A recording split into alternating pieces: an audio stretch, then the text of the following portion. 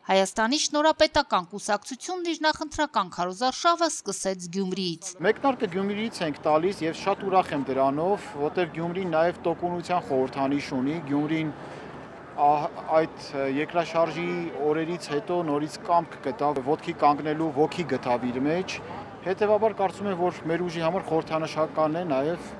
Գյումրիից սկսելը։ Շնորհապետական կուսակցությունը խոստանում է լինել արժանիների իշխանություն, հենվելով ազգային ինքնության արժեքների ու մշակույթի վրա բերել հանրային արդարություն եւ փոփոխություններ։ Առաջին հերթին ես կարծում եմ, որ հայ ժողովուրդը փոփոխությունների պետք է գնա եւ մերժի նախկին քաղաքական համակարգը, որի անբաժանելի մաս են բոլոր նախկին նախագահները եւ ներկայիս վարչապետը, նրանց արբանյակ ուժերի հետ միասին։ Հաղթելու եւ խորհրդարան մտնելու շանսերը բարձր են գնահատում։ Մենք մեր մեկնարկային հնարավորությունները բավականին բարձր ենք դիտարկում, տարբեր հաշվարկներով երկրորդ, երրորդ ուժը հանդիսացող ենք, որ հավակնում է առաջին ուժը լինելու Հայաստանի Հանրապետությունում, բայց թե իրականում օբյեկտիվորեն ինչ պատկեր է, ցույց կտա ամսի 7-ը։ Առանցքային փոփոխություններ հանրակրթության ոլորտում մանկապարտեզներից մինչև բարձրագույն ուսումնական հաստատություններ ու մասնագիտացում, նաև պաշտպանական անվտանգային համակարգի բեկումնային փոփոխությունները խոստանում քաղաքական ուժը։ Ես ինքս հանդիսանում եմ այդ ոլորտի մասնագետ, երկար տարիներ աշխատել եմ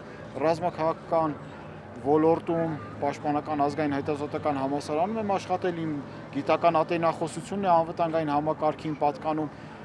փոխելու ենք խելամիտ 21-րդ դարի 2026 թվականի եւ 6-րդ սերնդի պատերազմներին հատուկ դիմակայուն հանրապետություն պետք է կայացնենք։ Մենք ցեղասպանություն տեսած ազգ ենք, մենք պատերազմ տեսած ազգ ենք, ցավալիորեն վերջի պատերազմի արդյունքներն էլ տեսել ենք։ Մեզ համար անվտանգությունը նույնիսկ չի քննարկվում։ Կառուցենք ժողովրդավար, բարեկեցիկ, անվտանգ Հայաստան, համայն հայության հզոր հայրենիք։ Քաղաքական ուժի ներկայացուցիչները շրջեցին Գյումրիում, եղան տարբեր թաղերում, քարոզչություն իրականացրին շուկայում ու բակերում, այցելեցին Շիրակի մարզի գյուղեր, արժանապատիվ խաղաղություն եւ բարձր կենսամակարդակ, քվեաթերթիկում 4-րդը։ Քրիստինա Մկրտչյան, Մարտին Գևորգյան, Լուրեր։